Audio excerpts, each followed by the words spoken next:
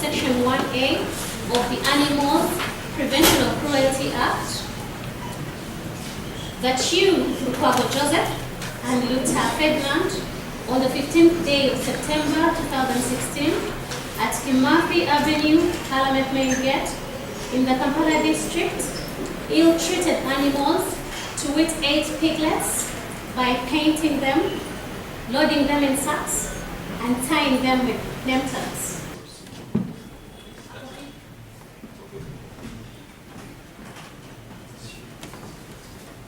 Kulembeze naba abantu bamwe ababawagira babazeeyo babatuuze bababuulire mwawule ebintu bibiri eddiini n'ebyobufuzi.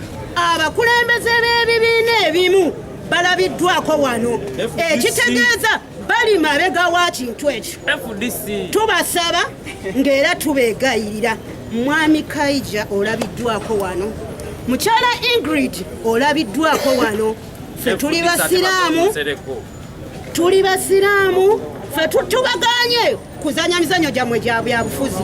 Mubavume kubanga buli muntu avuma omuntu gw'ayagala olw'ensonga ze, naye tosobola kuddira linnya lya muntu erinnya ery'omubaka mu ddiini eyaffe ey'obusiraamu lye tusinga okutya n'oliwandika ku kipapula n'olisiba ku mbisi. Mutukyankalanya olw'okuba muleeta entalo zammwe ez'obufuzi oba bakuwangula toleeta mbizi zammwe oba mutuvodde nnyo mwana ne leero tuva mu swala ne Allah akiraba. Naye ate mwenna ababadde wano mu area tubalabye, mwenna abakola ensasage tubalabye, mwenna ab'obubizi tubalabye, naye naffe mulaba twetegese. Astagfirullah.